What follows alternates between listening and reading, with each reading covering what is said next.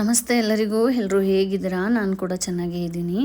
ಇವತ್ತು ಸೋಮವಾರ ಆಗಿರೋದ್ರಿಂದ ಸ್ವಲ್ಪ ಬೇಗನೆ ಎದ್ಬಿಟ್ಟು ಫ್ರೆಶ್ ಅಪ್ ಆಗಿ ರೆಡಿ ಆಗಬೇಕು, ಬೇಗನೆ ಹೋಗಬೇಕು ಅಲ್ವಾ. ಸೊ ಅಂದರೆ ಎಡೆ ಎಲ್ಲ ಮಾಡಬೇಕು. ಹಾಗಾಗಿ ನಿನ್ನೆ ಪಡ್ಡಿಗೆ ಹಾಕೋಣ ಅಂತ ಅಂದ್ಕೊಂಡಿದ್ದೆ. ಸೊ ಅದಾಗಲಿದ್ದಕ್ಕೆ ನೈಟ್ ನೆನಪಾಯಿತು ಹಾಕೋಣ ಅಂತ ಹೇಳ್ಬಿಟ್ಟು ಸೊ ಮಜ್ಜಿಗೆ ಪಡ್ಡನ್ನ ಮಾಡ್ತಾಯಿದ್ದೀನಿ. ಮಜ್ಜಿಗೆ ಒಳಗಡೆ ಅಕ್ಕಿ ಬೇಳೆ ಅದನ್ನೆಲ್ಲ ನೆನೆಸಿಟ್ಟಿದ್ದೆ ನೈಟು. ಸೊ ಇವಾಗ ಬೆಳಗ್ಗೆ ಅದನ್ನು ರುಬ್ಕೊಂಡು ಮಾಡೋದು ತುಂಬಾ ಚೆನ್ನಾಗಿ ಬರುತ್ತೆ. ನೀವು ಕೂಡ ಒಂದು ಸತಿ ಟ್ರೈ ಮಾಡಿ. ಈ ರೆಸಿಪಿ ಬೇಕು ಅಂದರೆ ಒಂದು ಸತಿ ನಂಗೆ ಕಮೆಂಟಲ್ಲ ತಿಳಿಸಿ, ನಾನು ಅದನ್ನು ವಿಡಿಯೋ ಮಾಡಿ ಹಾಕ್ತೀನಿ. ಸೊ ಅದು ಮಜ್ಜಿಗೆ ಜೊತೆಗೇ ಅದನ್ನು ಹಾಕಿಬಿಟ್ಟು ಚೆನ್ನಾಗಿ ರುಬ್ಕೋಬೇಕು. ಸೊ ರಾತ್ರಿ ನೆನೆ ಇಟ್ಟು ಬೆಳಗ್ಗೆನೇ ರುಬ್ಕೊಂಬಿಡ್ಬೋದು, ಈಸಿ ಆಗುತ್ತೆ. ಪಡ್ಡು ಇಷ್ಟಪಡೋರಿಗೆ ಇದು ತುಂಬಾ ಚೆನ್ನಾಗಿದೆ ಅಂತಲೇ ಹೇಳ್ಬೋದು. ಸೊ ಇದನ್ನು ರುಬ್ಕೊಂಡಾದ್ಮೇಲೆ ಈರುಳ್ಳಿನ ಕಟ್ ಮಾಡ್ಕೊತಾ ಇದ್ದೀನಿ. ಸೊ ಪಡ್ಡಿಗೆ ಅಂದರೆ ಮಸಾಲೆ ಪಡ್ತಾರೆ, ಈರುಳ್ಳಿ ಸೊಪ್ಪು ಅದೆಲ್ಲ ಹಾಕಿದರೆ ಟೇಸ್ಟ್ ತುಂಬಾ ಚೆನ್ನಾಗಿರುತ್ತೆ. ಅದಕ್ಕೋಸ್ಕರ ಇನ್ನು ಈರುಳ್ಳಿ ಅಂದ ತಕ್ಷಣ ಈರುಳ್ಳಿ ಕಟ್ ಮಾಡೋದು ತುಂಬ ಚಿಕ್ಕದಾಗಿ ಅಂದರೆ ಸ್ವಲ್ಪ ಕಷ್ಟ, ಹೆಣ್ಮಕ್ಳಿಗೆ ಕಣ್ಣಲ್ಲಿ ನೀರು ಬರುತ್ತೆ. ಸೊ ಅದಕ್ಕೋಸ್ಕರ ನಾನು ಇದೊಂದು ಪಿಜನ್ ಅವ್ರದ್ದು ಎಲೆಕ್ಟ್ರಿಕ್ ಚಾಪರ್ನ ತರಿಸ್ಕೊಂಡಿದ್ದೀನಿ. ಸೊ ಇದು ತುಂಬಾ ಚೆನ್ನಾಗಿದೆ ಅಂತಲೇ ಹೇಳ್ಬೋದು. ಇದರಲ್ಲಿ ಜಸ್ಟ್ ಈ ಥರ ಪೀಸಸ್ಗಳ್ನ ಹಾಕಿಬಿಟ್ಟು ಇದಕ್ಕೆ ಮೇಲ್ಗಡೆ ಒಂದು ಲಿಡ್ ಬರುತ್ತೆ, ಅದನ್ನು ಈ ಥರ ಹಾಕಿ ನೆಕ್ಸ್ಟ್ ಅದಕ್ಕೆ ವೈರನ್ನು ಸ್ವಿಚ್ ಬೋರ್ಡ್ಗೆ ಕನೆಕ್ಟ್ ಮಾಡಿಬಿಟ್ಟು ಮೇಲ್ಗಡೆ ಒಂದು ಬಟನ್ ಇದೆ, ಆ ಒಂದು ಬಟನನ್ನು ಮೇಲ್ಗಡೆ ಪ್ರೆಸ್ ಮಾಡಿದರೆ ಸಾಕು. ಅದು ನಮಗೆ ಯಾವ ರೀತಿಯಾಗಿ ಬೇಕೋ ಆ ರೀತಿಯಾಗಿ. ಜೋರಾಗಿ ಪ್ರೆಸ್ ಮಾಡಿದ್ರೆ ತುಂಬ ತೆಳ್ಳಗಾಗುತ್ತೆ, ಅಂದರೆ ತುಂಬ ಸಣ್ಣದಾಗುತ್ತೆ. ಸ್ವಲ್ಪ ಪ್ರೆಸ್ ಮಾಡಿದ್ರೆ ಒಂದು ಮೀಡಿಯಮ್ಮಾಗಿ ಒಗ್ಗರಣೆಗೆ ಬೇಕು ಅಂದರೆ ಸ್ವಲ್ಪ ಪ್ರೆಸ್ ಮಾಡಬೇಕು. ಇಲ್ಲ ನಮಗೆ ತುಂಬ ಚಿಕ್ಕದಾಗಿ ಬೇಕು ಅಂತಂದರೆ ನಾವು ಲಾಂಗ್ ಪ್ರೆಸ್ನ ಕೂಡ ಮಾಡಬಹುದು. ಸೊ ನೋಡ್ಬೋದು ಇಲ್ಲಿ ಎಷ್ಟು ಬೇಗನೆ ತುಂಬ ಚಿಕ್ಕದಾಗಿ ಈರುಳ್ಳಿ ಹೆಚ್ಚಿದಾಯಿತು ಅಂತ ಹೇಳಿ. ಸೊ ನೋಡ್ಬೋದು ತುಂಬ ಚಿಕ್ಕದಾಗಿನೂ ಕೂಡ ಕಟ್ಟಾಗಿದೆ ಅಂತ. ಸೊ ಈ ಪ್ರಾಡಕ್ಟ್ ತುಂಬಾ ಚೆನ್ನಾಗಿದೆ. ಸೊ ನಾನು ಇದ್ರದ್ದು ಲಿಂಕ್ ಹಾಕಿರ್ತೀನಿ, ಒಂದು ಸತಿ ಚೆಕ್ ಮಾಡ್ಕೊಳ್ಳಿ. ಇನ್ನು ಇದು ಪಡ್ಡಿಗೆ ಸಬ್ಬಸಿಗೆ ಸೊಪ್ಪು ಮತ್ತು ಈರುಳ್ಳಿನ ಹಾಕಿಬಿಟ್ಟು ಅದನ್ನು ಚೆನ್ನಾಗಿ ಕಲಿಸ್ಕೊಂಡಾದ್ಮೇಲೆ ರುಚಿಗೆ ಎಷ್ಟು ಬೇಕೋ ಅಷ್ಟನ್ನು ಉಪ್ಪನ್ನ ಹಾಕ್ತಾಯಿದ್ದೀನಿ. ಸೊ ಉಪ್ಪು ಹಾಕಿದ ಮೇಲೆ ಸ್ವಲ್ಪ ಸಕ್ಕರೆನೂ ಕೂಡ ಹಾಕ್ತಿದ್ದೀನಿ. ಸಕ್ಕರೆ ಯಾಕೆ ಅಂತ ಹೇಳಿದ್ರೆ ಕಲರಿಗೋಸ್ಕರ, ಅಂದರೆ ಸ್ವಲ್ಪ ಕ್ರಿಸ್ಪಿಯಾಗಿ ಕಲರ್ ಚೆನ್ನಾಗಿ ಬರುತ್ತೆ ಅಂತ ಹೇಳಿ ಹಾಕ್ತಾ ಇರೋದು. ಇನ್ನು ಚಟ್ನಿ ಮಾಡ್ಕೋಬೇಕಲ್ವ ಅದು ಪಡ್ಡಿಗೆ, ಹಾಗಾಗಿ ಒಂದು ಚಿಕ್ಕದು ಬಾಣಲಿ ಒಳಗೆ ಪುಟಾಣಿ ಮತ್ತು ಶೇಂಗಾನ ಹಾಕ್ಕೊಂಡ್ಬಿಟ್ಟು ಸ್ವಲ್ಪ ಫ್ರೈ ಮಾಡ್ಕೋತಾ ಇದ್ದೀನಿ. ಸೊ ಇದಾದಮೇಲೆ ಇದು ಮೆಣ್ಸಿನ್ಕಾಯಿ, ನಮಗೆ ಎಷ್ಟು ಖಾರ ಬೇಕೋ ಅಷ್ಟು ಮೆಣ್ಸಿನ್ಕಾಯಿನ ಸುಟ್ಕೊಂಡು ಇಲ್ಲಿ ಹಾಕೋತಾ ಇದ್ದೀನಿ. ಇದಾದಮೇಲೆ ನಾವೇನು ಹುರಿದಿಟ್ಕೊಂಡಿರ್ತೀವಲ್ವ ಅದನ್ನೆಲ್ಲದನ್ನು ತೊಗೊಂಡ್ಬಿಟ್ಟು ಚಟ್ನಿಗೆ ಸ್ವಲ್ಪ ಕೊತ್ತಂಬರಿ ಸೊಪ್ಪನ್ನ ಹಾಕಿ ಮಿಕ್ಸಿ ಮಾಡಿಕೊಂಡ್ರೆ ಚಟ್ನಿ ಮುಗಿಯುತ್ತೆ. ಸೊ ಅದ್ರ ಮೇಲೆ ನಮಗೆ ಬೇಕು ಅಂತಂದರೆ ಸಾಸಿವೆ ಒಗ್ಗರಣೆ ಕೊಟ್ಕೋಬೋದು. ಸೊ ಈ ಎಣ್ಣೆಗೆ ಸಾಸಿವೆನ ಹಾಕಿ ಸ್ವಲ್ಪ ಕರಿಬೇವನ್ನ ಸಿಡಿಸಿ ಅದಕ್ಕೆ ಒಣ ಮೆಣ್ಸಿನ್ಕಾಯಿನ ಹಾಕಿಬಿಟ್ಟು ಸ್ವಲ್ಪ ಹಿಂಗಿನ ಪುಡಿ ಹಾಕಿ ನಾನು ಒಗ್ಗರಣೆನ ಕೊಡ್ತೀನಿ. ಸೊ ಇದಾದಮೇಲೆ ಪಡ್ಡನ್ನು ಮಾಡ್ಕೊತಾ ಇದ್ದೀನಿ. ಸೊ ಪಡ್ಡು ನಮ್ಮ ಮನೇಲಿದೆ, ಚಿಕ್ಕದೇ ಕಲ್ಲಿರೋದು, ಬಟ್ ತುಂಬ ಚೆನ್ನಾಗೂ ಕೂಡ ಬರುತ್ತೆ. ಸ್ವಲ್ಪ ಎಣ್ಣೆ, ಮೊದಲನೇದು ಕಲ್ಲಿಗೆ ಸ್ವಲ್ಪ ಎಣ್ಣೆನ ಸವರಬೇಕಲ್ವ, ಹಾಗಾಗಿ ಸ್ವಲ್ಪ ಎಣ್ಣೆನ ಹಾಕಿಬಿಟ್ಟು ಅದನ್ನು ನೀಟಾಗಿ ಕಾಸ್ತಾ ಇದ್ದೀನಿ. ಸೊ ಯಾವಾಗ ಅಂಚು ಚೆನ್ನಾಗಿ ಕಾಯುತ್ತೋ ಆವಾಗ ಪಡ್ಡು ಹಾಕಿದರೆ ಈಸಿಯಾಗಿ ಬರುತ್ತೆ. ಹಾಗಾಗಿ ಇನ್ನು ಪಡ್ಡನ್ನಿಟ್ಟು ಇದಂತೂ ನಂಗೆ ತುಂಬಾ ಇಷ್ಟ, ಯಾಕಂದರೆ ಈಸಿಯಾಗೂ ಆಗುತ್ತೆ. ಈ ಪಡ್ಡು ರಾತ್ರಿ ನೆನೆಸ್ಕೊಂಡ ತಕ್ಷಣ ಹಾಕ್ಕೊಂಡು ಬೆಳಗ್ಗೆ ರುಬ್ಕೊಂಡು ಮಾಡೋದಲ್ವ, ಹಾಗಾಗಿ ಸೊ ಅದನ್ನು ಕೂಡ ಮಾಡಿಕೊಂಡು ನಾರ್ಮಲಾಗಿ ನಾವು ಯಾವ ಥರ ಪಡ್ಡು ಮಾಡಿರ್ತೀವಲ್ವ ಅದೇ ಟೇಸ್ಟೇ ಇರುತ್ತೆ, ಅದೇ ಥರನೇ ಇರುತ್ತೆ, ಬಟ್ ಈಸಿಯಾಗಿ ಆಗುತ್ತೆ. ಆಮೇಲೆ ನಮ್ಮ ಯಜಮಾನ್ರು ಅಷ್ಟೊತ್ತಿಗೆ ಪೂಜೆನ ಮಾಡ್ತಾಯಿದ್ರು. ಸೊ ಅವ್ರ ಜೊತೆ ಸೇರಿಕೊಂಡು ಪೂಜೆಯಲ್ಲಿ ಭಾಗವಹಿಸಿದೆ. ಪೂಜೆ ಎಲ್ಲ ಮುಗಿದ್ಮೇಲೆ ಇವತ್ತು ಸೋಮವಾರ ಅಲ್ವಾ, ಹಾಗಾಗಿ ಎಡೆನೂ ಕೂಡ ಮಾಡಬೇಕು. ನಾನು ಅಲ್ಲೇ ಅದನ್ನೆಲ್ಲದನ್ನು ರೆಡಿ ಮಾಡಿ ಇಟ್ಟಿದ್ದಾಗಿತ್ತು.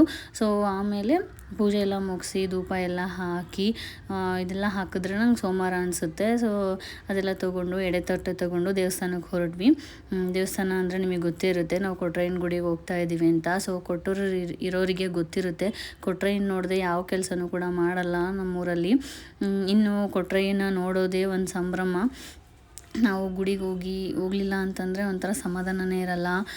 ಕೊಟ್ರಯ್ಯನ ದರ್ಶನ ಮಾಡಿಕೊಂಡು ನಮ್ಮ ಮನಸ್ಸಲ್ಲಿ ಏನೇನಿರುತ್ತೋ ಎಲ್ಲದನ್ನು ಕೊಟ್ರಯ್ಯನ ಹತ್ರ ಹೇಳ್ಕೊಂಡ್ರೆ ಸಮಾಧಾನ.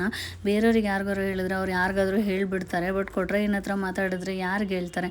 ಸೊ ಹಾಗಾಗಿ ಕೊಟ್ರಯ್ಯನ ಹತ್ರ ಜಗಳ ಮಾಡ್ತೀನಿ, ನಂಗೆ ಬೇಜಾರಾದಾಗ ಅಳ್ತೀನಿ, ಅಥವಾ ನನಗೆ ಏನೇ ಬೇಕು ಅಂತಂದ್ರೂ ಕೇಳ್ತೀನಿ, ಅಥವಾ ಏನಾದರೂ ಬೇಡ ಅಂತಂದರೆ ತೊಗೊಂಬಿಡು ಅಂತ ವಾಪಸ್ಸು ಕೂಡ ಬೈತಾ ಇರ್ತೀನಿ. ಸೊ ಎಲ್ಲದನ್ನು ಕೂಡ ಮಾಡ್ತೀನಿ. ಇದಾದಮೇಲೆ ಪ್ರಸಾದ ರೂಪ ಅಪರೂಪದಲ್ಲಿ ಇವತ್ತು ನನಗೆ ಕನಕಾಂಬರಿ ಹೂವು ಸಿಕ್ಕಿತ್ತು. ನನಗೂ ಇಷ್ಟ ಕನಕಾಂಬರಿ ಹೂವು. ಸೊ ಅದನ್ನು ತೊಗೊಂಡು ಶಾಪ್ ಹತ್ರ ಬಂದ್ವಿ.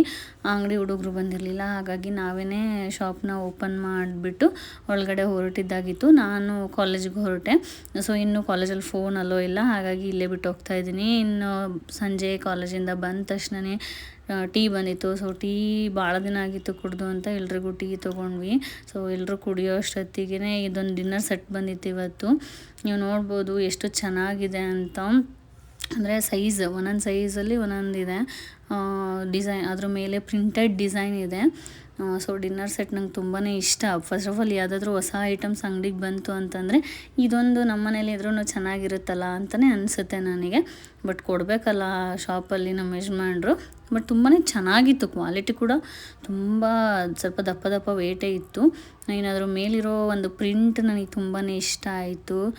ಸೊ ನೀವು ನೋಡ್ಬೋದು ಆ ಕಡೆ ಈ ಕಡೆ ಹ್ಯಾಂಡಲ್ ಕೂಡ ಇದೆ, ಈಸಿಯಾಗಿ ಸರ್ವ್ ಮಾಡ್ಬೋದು. ಅಷ್ಟೊತ್ತಿಗೆ ತುಂಬ ಜನ ಕಸ್ಟಮರ್ಸ್ ಬಂದರು. ಸೊ ಅವ್ರನ್ನೆಲ್ಲ ಮುಗಿಸಿ ಮನೆಗೆ ಬಂದ ಮೇಲೆ ಊಟ ಮಾಡಿಬಿಟ್ಟು ಚಾಕ್ಲೇಟ್ ಮಾಡೋಣ ಅಂತ ಅಂದ್ಕೊಂಡ್ವಿ. ಇದೊಂದು ಹೊಸ ರೆಸಿಪಿ, ನಾವು ಚಿಕ್ಕವರಿದ್ದಾಗ ನಮ್ಮಮ್ಮ ಮಾಡಿಕೊಡ್ತಾಯಿದ್ರು.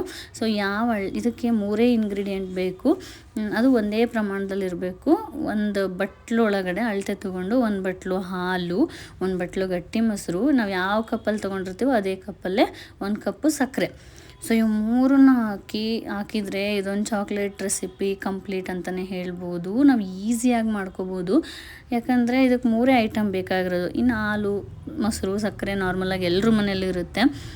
ಸೊ ಹಾಗಾಗಿ ನಾವು ಇದನ್ನು ಮಾಡೋಣ ಅಂತ ನಿಂತ್ಕೊಂಡ್ವಿ. ನಾವು ಚಿಕ್ಕವರಿದ್ದಾಗ ತುಂಬಾ ತಿಂದಿದ್ದೀವಿ ಈ ಚಾಕ್ಲೇಟ್ನ. ನಮ್ಮ ದೊಡ್ಡಮ್ಮ ಇದ್ದರು, ಪುಷ್ಪ ದೊಡ್ಡಮ್ಮ ಅಂತ. ಬಟ್ ಅವ್ರು ಇವಾಗ ಚಿಕ್ಕಮಂಗ್ಳೂರಿಗೆ ಶಿಫ್ಟ್ ಆಗಿದ್ದಾರೆ. ಬಟ್ ಅವ್ರು ತುಂಬ ಮಾಡಿಕೊಡೋರು ನಮಗಿದನ್ನು. ಇನ್ನು ನಾನು ಡಿಗ್ರಿ ಓದ್ಬೇಕಾದ್ರೆ ಓದ್ತಾ ಇದ್ದೆ ಅಲ್ವಾ, ಸೊ ನೈಟೆಲ್ಲ ಜಾಸ್ತಿ ಓದ್ತಾ ಇದ್ದೆ. ಆ ಟೈಮಲ್ಲಿ ಈ ಥರ ಒಂದು ಚಾಕ್ಲೇಟ್ನ ಮಾಡಿ ಇಟ್ಕೊಂಡ್ಬಿಡ್ತಿದ್ದೆ.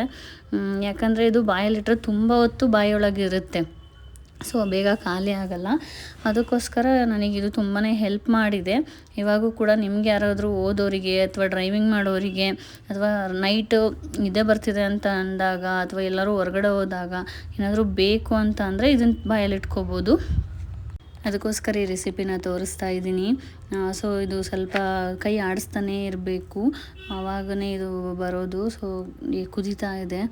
ನೀವು ನೋಡ್ಬೋದು ಜೀವನದಲ್ಲಿ ಏನೂ ಆಗಲ್ಲ ಅಂತ ಅಂದ್ಕೊಂಡಿರ್ತೀವಿ. ಬಟ್ ಸಮಯ ಸಂದರ್ಭ ಸ್ವಲ್ಪ ಮುಂದೆ ಸಮಯ ಓದೋದಂಗೆ ಯಾವ ರೀತಿ ಚಾಕ್ಲೇಟು ವೈಟ್ ಕಲರ್ ಇತ್ತು, ಇವಾಗ ಸ್ವಲ್ಪ ಕ್ರೀಮಿ ಟೆಸ್ಟರಿಗೆ ಚೇಂಜ್ ಆಗಿದೆ ಅಲ್ವಾ. ಇನ್ನು ಇದು ಚಾಕ್ಲೇಟ್ಗೂ ಕೂಡ ಚೇಂಜ್ ಆಗುತ್ತೆ, ಚಾಕ್ಲೇಟ್ ಕಲರ್ಗೆ. ಸೊ ಅದೇ ರೀತಿ ನಮ್ಮ ಬದುಕು ಕೂಡ ಒಂದೇ ಥರ ಇರಲ್ಲ, ಯಾವಾಗ ಏನಾಗುತ್ತೆ ಅಂತ ಗೊತ್ತಿಲ್ಲ. ನಮ್ಮ ಪ್ರಯತ್ನ ನಾವು ಮಾಡ್ತಾನೆ ಇರಬೇಕು. ಸೊ ದಟ್ ನಾವು ಫೈನಲ್ ಆಗಿ ನಮಗೆ ಆ ಒಂದು ಅಚೀವ್ಮೆಂಟ್ ಸಿಗುತ್ತೆ. ಇನ್ನು ಇದು ಚಾಕ್ಲೇಟ್ ಸ್ವಲ್ಪ ಗಟ್ಟಿ ಆಗ್ತಾ ಬರ್ತಿದೆ, ನೀವು ನೋಡ್ತಾ ಇದ್ದೀರಾ ಕಲರ್ ಚೇಂಜ್ ಆಗ್ತಾನೇ ಇದೆ. ಈ ಟೈಮಲ್ಲಿ ಸ್ವಲ್ಪ ತುಪ್ಪನ ಹಾಕಿ ಸ್ವಲ್ಪ ಗೂರಾಡಿ. ನಿಮಗೆ ತುಪ್ಪದ ಟೇಸ್ಟ್ ಬೇಕು ಅಂತಂದರೆ ಮಾತ್ರ ಈ ಥರ ಮಾಡ್ಬೋದು, ಇಲ್ಲಾಂದರೆ ನಾರ್ಮಲಾಗಿ ಇವು 3 ಐಟಮ್ ಸಾಕು. ಸೊ ಈ ಚಾಕ್ಲೇಟನ್ನು ತಿರುಗ್ತಾ ಇದ್ದರೆ ಕಲರ್ ಚೇಂಜ್ ಆಗ್ತಾ ಇರುತ್ತೆ. ಆಮೇಲೆ ಪಾತ್ರೆಗೂ ಕೂಡ ಅದು ಹಿಡಿಯಲ್ಲ. ನೋಡಿ ಇಲ್ಲಿ ಈ ಥರ ತಿರುಗಿಸಿದ್ರೆ ಅದಕ್ಕದು ಅಂಟಲ್ಲ. ಆಮೇಲೆ ಸ್ವಲ್ಪ ಕಲರು ಚಾಕ್ಲೇಟ್ ಕಲರಿಗೆ ಟರ್ನ್ ಆಗ್ತಾ ಹೋಗುತ್ತೆ. ಸೊ ದಟ್ ಅದು ಪೂರ್ತಿಯಾಗಿ ತಿರುಗಿಸ್ತಾನೆ ಇರಬೇಕು, ಕೈ ಬಿಡಬಾರ್ದು.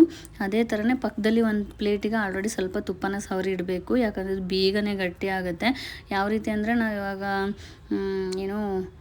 ರವೆ ಉಂಡೆ ಮಾಡ್ಬೇಕಾದ್ರೆ ಯಾವ ರೀತಿ ಬೇಗನೆ ತಿರುಗಿಸ್ತೀವಲ್ವ, ಬೇಗ ಕಟ್ತೀವಲ್ವ, ಆ ಥರ ಇದನ್ನು ಕೂಡ ನೋಡಿ ಕಲರ್ ಚೇಂಜ್ ಆಗ್ತಾ ಇದೆ. ಈ ಕಲರಿಗೆ ಬಂದ ಮೇಲೆ ಈ ಕನ್ಸಿಸ್ಟೆನ್ಸಿ ಇದ್ದಾಗ ನಾವು ಇದನ್ನು ಫ್ಲೇಮ ಆಫ್ ಮಾಡಿಕೊಂಡು ಒಂದು ತಟ್ಟೆಗೆ ಹಾಕ್ಕೊಂಡ್ಬಿಡ್ಬೇಕು.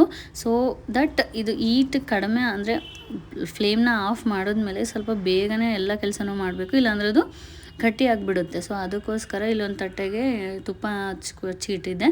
ಸೊ ಅದಕ್ಕೆ ಅದನ್ನು ಸರ್ವ್ ಮಾಡ್ಕೋತಾ ಇದ್ದೀನಿ.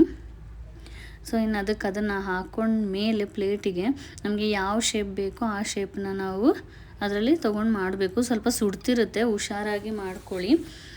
ಸೊ ಅದನ್ನು ನಾವೇನು ಮಾಡ್ತೀವಿ ಒಂದು ಸ್ಪೂನಲ್ಲಿ ಎಷ್ಟೆಷ್ಟು ಬೇಕೋ ಅಷ್ಟನ್ನು ತೆಗೆದುಕೊಂಡು ಸ್ವಲ್ಪ ತುಪ್ಪನ ನಮಗೆ ತುಪ್ಪ ಫ್ಲೇವರ್ ಬೇಕು, ಹಾಗಾಗಿ ನಾವು ಸ್ವಲ್ಪ ತುಪ್ಪನ ಹಚ್ಬಿಟ್ಟು ಅದನ್ನು ನಾನು ರೌಂಡಾಗೆ ಮಾಡ್ಕೋತಾ ಇದ್ದೀನಿ. ಸೊ ರೌಂಡ್ ಅಂದರೆ ಎಕ್ಸಾಕ್ಟ್ ರೌಂಡ್ ಅಲ್ಲ, ಎಷ್ಟು ಶೇಪ್ ಬರುತ್ತೋ ಆ ಶೇಪಿಗೆ ನಾವು ಮಾಡ್ಕೋಬೋದು. ಸೊ ಇದನ್ನು ಕಟ್ ಮಾಡ್ಬೋದು, ಬಟ್ ಕಟ್ ಮಾಡೋದಕ್ಕಿಂತ ನಾವೇ ಮಾಡ್ಕೊಂಡ್ರೆ ಚೆನ್ನಾಗಿರುತ್ತೆ, ಹಾಗಾಗಿ ಮಾಡ್ಕೋತಾ ಇದ್ದೀನಿ. ಈ ಚಾಕ್ಲೇಟ್ ನಿಜವಾಗ್ಲೂ ಚೆನ್ನಾಗಿರುತ್ತೆ, ಒಂದು ಸತಿ ಟ್ರೈ ಮಾಡಿ ನೀವು. ಯಾಕಂದರೆ ನಾನು ತಿಂದಿದ್ದೀನಿ, ನನಗಂತೂ ತುಂಬಾ ಇಷ್ಟ ಇದು. ಇನ್ನು ಅದನ್ನು ತೊಗೊಂಡು ಒಂದು ಬೌಲ್ಗೆ ಹಾಕ್ತಾಯಿದ್ದೀನಿ, ಒಂದೊಂದನ್ನೇ ಮಾಡಿಬಿಟ್ಟು. ಸೊ ರೌಂಡಾಗಿ ಬರ್ತತೋ ಇಲ್ಲೋ ಗೊತ್ತಿಲ್ಲ, ಯಾಕೆ ಬಿಸಿ ಇರುತ್ತೆ. ಸೊ ನಿಮ್ಗೆ ಯಾವ ಶೇಪ್ ಬೇಕೋ ಆ ಶೇಪಿಗೆ ಅದನ್ನು ಮೋಲ್ಡ್ ಮಾಡ್ಕೊಳ್ಳಿ. ಸೊ ನೋಡ್ತಾ ಇದ್ದೀರಾ, ನಾನು ಇಲ್ಲಿ ರೌಂಡನ್ನೇ ಮಾಡ್ಕೋತಾ ಇದ್ದೀನಿ. ಚಾಕ್ಲೇಟ್ ಕಲರ್ ಕೂಡ ಚೇಂಜ್ ಆಗಿದೆ.